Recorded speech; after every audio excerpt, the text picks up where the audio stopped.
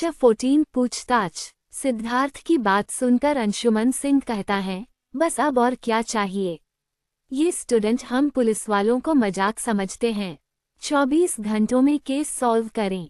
अगर इतना ही अपने आप को 30 मार खान समझते हैं तो खुद ब खुद केस को क्यों नहीं सुलझा लेते।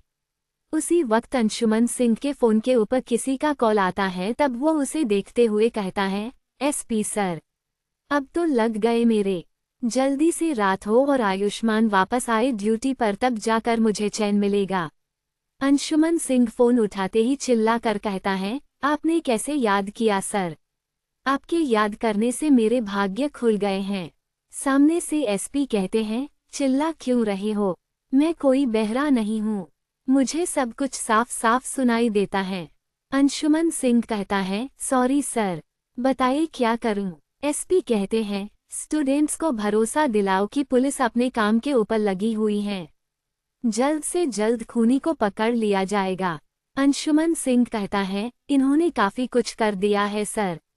सरकारी चीजों का नुकसान भी कर रहे हैं। आप लाठी चार्ज करने का ऑर्डर दे दे और आंसू गैस के गोले दागने का भी। ये सब मैं तब करूंगा जब चीजें आउट ऑफ कंट्रोल हो जाएगी। एसपी कहते हैं, मैं इजाजत दे रहा हूँ, लेकिन अगर तुमने चीजों के बिना आउट ऑफ कंट्रोल गए अगर लाठीचार्ज किया तो याद रखना तुम्हें सस्पेंड करने से पहले जरा भी नहीं सोचूंगा। अंशुमन सिंह ये सुनकर कहता है, बिल्कुल भी नहीं सर। आपके ऑर्डर को कैसे टाल सकता हूँ मैं? आप चिंता करने की जरूरत नहीं है। एसपी कहते हैं, अच्छा है, ध्यान रखना। फोन काटने के बाद अंशुमन सिंह कहता है, साला वहां बैठकर ऑर्डर देता रहता है। अगर इतना ही दिक्कत है तो आओ यहाँ और संभालो इस चीज को। हमारे ऊपर क्या बीत रहा है किसी को लेना देना ही नहीं है। मेरा बस चले तो सारे सीनियर को पहाड़ के ऊपर खड़ा करके नीचे धक्का दे दूंगा। एक हवलदार कहता है, मीडिया आ रही है सर। अंशुमन सिंह गाड़ी के बोनट से नीचे उतरते हुए खुद आगे आता है और मीडिया के सामने खड़ा हो जाता है। एक लड़की पूछती है कि सर आप स्टूडेंट के मांग के बारे में क्या कहना चाहेंगे? अंशुमन सिंह कहता है, देखिए सबसे पहले तो मैं ये कहना चाहूँगा कि उनका दूसरा मांग जिसमें खूनी को वे लोग खुद सजा देना चाहते हैं वो किसी भी कीमत पर पूरी नहीं होंगी। उसे सजा कानून देगा। कानून को हाथ में लेने की इजाज़त तो किसी को भी नहीं है, यहाँ तक कि हमें भी नहीं, तो फिर ये स्टूडेंट कैसे ले सकते हैं? ये बात सुनकर वहां सिद्धार्थ आ जाता है और कहता है, वह खूनी कानून को हाथ में ले सकता है तो फिर हम भी उसे सजा दे ही सकते हैं। अंशुमन सिंह कहता है, अच्छा तो जेल और कोर्ट क्यों बनाया गया है? सब कुछ तुम्हारे ही हवाले कर देते हैं, इंसाफ करो। ये सुनकर सिद्धार्थ चुप हो जाता है और मीडिया में से एक लड़का कहता है, पहले मांग के बारे में क्या कहेंगे सर? अंशुमन सिंह कहता है, इसमें कहने जैसा क्या है? आप लोगों को क्या लगता है कि पुलिस घास छिल रही है? काम पर लगे हुए हैं हम, और रही 24 घंटे की बात तो यह कोई मूवी नहीं चल रहा है जिसमें पहले से ही सब कुछ पता है। फिर भी हम वादा करते हैं कि खूनी जल्द से जल्द सलाखों के पीछे होगा। अंशुमन सिंह की बातें सुनकर सिद्धार्थ कहता है, आपकी पुलिस अब तक क्या पता कर पाई है? उन्हें तो अभी तक ये भी नहीं पता कि किलर था कौन। अंशुमन सिंह कहता है, तुम्हें लीडर किसने बना दिया? अगर हमें ये पता चल गया होता कि किलर कौन है तो न हम यहाँ होते और न ही तुम। मैं किसी और केस पर होता और तुम लोग अपने काम पर। किलर की तस्वीर को अब तक हम मीडिया हर तरफ फैला चुकी होती। ये कहने के बाद अंशुमन सिंह मीडिया को वहां से साइड कर देता है और सिद्धार्थ वापस भीड़ की तरफ आने लगता है। आयुष जो अभी सिद्धार्थ के साथ ही था वह धीरे से कहता है, आपने पता किया क्या? कहीं इसके पीछे आपके मामा जी का तो हाथ नहीं है न? सिद्धार्थ कहता है, मैं गया था सुबह सुबह मामा जी से मिलने। उन्होंने साफ साफ इनकार कर दिया और यह कहा कि उनका अगर कोई आदमी समीरा को मारने के लिए आता तो सबसे पहले उसका रेप करता फिर उसे मारता। आयुष कहता है, आपको क्या लगता है भाई, कौन होगा इसके पीछे? सिद्धार्थ कहता है, मुझे भी कुछ समझ में नहीं आ रहा। किसके अंदर इतनी डेयरिंग हो गई है कि गर्ल्स हॉस्टल के अंदर घुसकर खून कर दिया? मुझे लगता है कि पक्का कोई बाहर से आया होगा। आयुष कहता है, क्या कर सकते हैं भाई, सिद्धार्थ कहता है, उसने समीरा को मारा है। जिस दिन वो मुझे मिलेगा उस दिन मैं उसे जान से मार दूंगा। शाम तक पुलिस हर तरफ भटकती रहती है और उन्हें कुछ भी हाथ नहीं लगता है। अंशुमन सिंह का ड्यूटी खत्म हो जाता है और वो वहां से जाते हुए कहता है, आयुष्मान से कहना कि अपनी ड्यूटी में ही सब कुछ खत्म कर दे। मुझे इस बकवास केस के अंदर नहीं उलझना है। मैंने सर से बात कर ली है। ये केस अब कम्प्लीटली आयुष्मान का है। अंशुमन उन लोगों में से नहीं था कि जो हर सिचुएशन में काम रहे। वह बात बात पर भड़कता रहता था। इस वजह से सारे सीनियर उसे बात बात पर सस्पेंड करने की धमकी देते थे ताकि अंशुमन को कंट्रोल में रखा जा सके। आयुष्मान राणा शांत किस्म का इंसान था जो हर चीज सोच समझ कर करता था।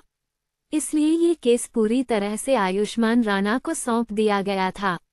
आयुष्मान अंशुमन के कहे गए बातों को सुनते हुए हंसते हुए कहता है, अच्छा हुआ कि यह केस मुझे मिल गया वरना बेचारे स्टूडेंट्स की तो हालत खराब हो जाती।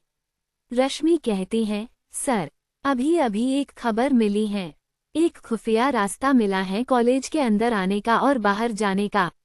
वह एक बिल्डिंग के पिच मौजूद दीवार के पास है जो बाहर से झरियों से शेपी हुई है। आयुष्मान कहता है, तो फिर सोचना क्या है, जल्दी से गाड़ी निकालो और चलते हैं। उसके बाद आयुष्मान रश्मि के साथ वहां से निकल जाता है। इधर कॉलेज ने नोटिस निकाला था कि पुलिस के अगले ऑर्डर तक कॉलेज को बंद कर दिया गया था, लेकिन हॉस्टल को खुला रखा गया था और आयुष्मान सीधा वहां पहुंच गया था जहां वह खुफिया रास्ता निकला था। खुफिया रास्ते के पास पहले से ही फॉरेंसिक टीम पहुंची हुई थी। वहां पर उन्हें थोड़े फुटस्टेप्स मिले थे। फॉरेंसिक टीम पूरी तरह से जांच कर चुकी थी। आयुष्मान वहां पहुंचते ही कहता है, बताओ क्या मिला है यहाँ। फॉरेंसिक टीम वाला कहता है, यहाँ कुछ फुटस्टेप मिले हैं लेकिन वो आपके किसी काम के नहीं हैं। आयुष्मान कहता है, मतलब क्या है इसका। फुटस्टेप मिला है लेकिन किसी काम का नहीं है। फुटस्टेप मिला है तो काम का तो होना चाहिए। वह फॉरेंसिक टीम वाला फुटस्टेप दिखाते हुए कहता है, आपको सच में लगता है कि यह किसी काम का है। आयुष्मान उसे देखते हुए कहता है, ये क्या, सिर्फ आधा फुटस्टेप। फॉरेंसिक एक्सपर्ट कहता है, हाँ सर, ऐसा लगता है जैसे वो दबे पांव अंदर आया है और दबे पांव यहाँ से चला गया है। समझिए कि हम ऐसे डेड एंड के पास आ गए हैं जहाँ फॉरेंसिक टीम बेकार है। ये देखकर ऐसा लगता है जैसे आने वाला बाहर का था। फॉरेंसिक एक्सपर्ट की बात सुनकर आयुष्मान कहता है, जाओ और आसपास के इलाकों के लोगों से पूछताछ करो। सीसीटीवी का पता लगाओ और फुटेज लेकर आओ।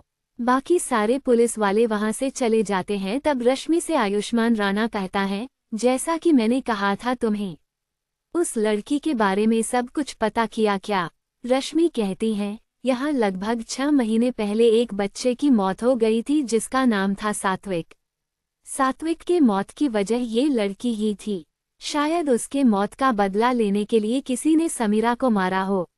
आयुष्मान राणा कहता है, तो फिर बताओ रश्मि, तुम्हारा शक किसके ऊपर है। रश्मि कहती है, सबसे पहले तो सिद्धार्थ नाम का एक लड़का है जो यहाँ के एमएलए बिस्वास सुराना का भांजा है। उसी में सात्विक को मार डाला था क्योंकि वह समीरा को डेट कर रहा था। सात्विक ने उसे मारा, ये सिर्फ समीरा ही जानती थी, तो कहीं वह अपना मुंह कहीं खोल न दे इसलिए उन लोगों ने ही मरवाया होगा। आयुष्मान कहता है, अगर बिस्वास सुराना समीरा को अपने भांजे को बचाने के लिए ये सब करता तो वह 6 महीने का इंतजार क्यों करता। उसके द्वारा भेजा गया कोई इतना दिमाग लगाकर नहीं मारता। वह सीधा गला काट देता या फिर गला दबा देता। अब इतना दिमाग लगाया है तो कोई और ही है ये। आयुष्मान तभी कहता है, तुमने कहा था पहले, तो दूसरा क्या था। रश्मि कहती है, सात्विक दरअसल एक अनाथ था और बेंगलुरु के एक अनाथ आश्रम में रहता था। वहां से डॉक्टर बनने के लिए वह यहाँ आया था। वहां की पुलिस से हमने संपर्क किया तो अनाथ आश्रम से पता चला कि वो काफी अच्छा लड़का था। आयुष्मान कहता है, तो फिर शक किसके ऊपर है। रश्मि कहती है, सात्विक के साथ अनाथ आश्रम में रूम शेयर करता था एक और लड़का जिसका नाम था प्रतीक एंथनी। अनाथ आश्रम से पता चला है कि यहाँ डॉक्टर बनने के लिए एक साथ दोनों आए थे और दोनों का कैरेक्टर काफी अच्छा था। यहाँ इस कॉलेज में भी दोनों एक ही रूम में थे। आयुष्मान कहता है, तुम्हारे कहने का मतलब है कि इसके पीछे प्रतीक एंथनी नाम का लड़का भी हो सकता है। रश्मि कहती है, बिल्कुल सर, बचपन से दोनों साथ रहे हैं, भाइयों जैसा रिश्ता था। सात्विक के मौत का बदला लेने के लिए ऐसा किया होगा। आयुष्मान कहता है, वो कहाँ था जब खून हुआ समीरा का? रश्मि कहती है, वो रात के 10 बजे से 3 बजे तक कहीं गया हुआ था। कॉलेज का रजिस्टर तो यही कहता है। आयुष्मान कहता है, तुम पता करो कि आखिर वह गया कहाँ था और मैं सिद्धार्थ और प्रतीक एंथनी से पूछताछ करता हूँ। आयुष्मान कॉलेज प्रशासन से कहता है कि सिद्धार्थ तनेजा और प्रतीक एंथनी से उसे पूछताछ करनी है। आधे घंटे के अंदर दोनों को वहां हाजिर कर दिया जाता है। क्योंकि वहां सबसे पहले सिद्धार्थ आया था, इसलिए आयुष्मान उसे लेकर एक खाली कमरे में पूछताछ के लिए चला गया था। सिद्धार्थ के बैठते ही आयुष्मान राणा अपना सवाल दागते हुए कहता है, अब बताओ सिद्धार्थ तनेजा, आज से 6 महीने पहले हुए सात्विक नाम के लड़के के मौत में तुम्हारा कितना हाथ था? ये सुनते ही सिद्धार्थ अपनी आंखें बड़ी बड़ी करते हुए आयुष्मान राणा को देखने लगता है। अपने आप को इस तरह से देखा जाता हुआ देखकर आयुष्मान राणा कहता है, देखो बच्चे, मुझे पता है कि इसके पीछे तुम्हारा ही हाथ था, तुमने ही उसे मारा था।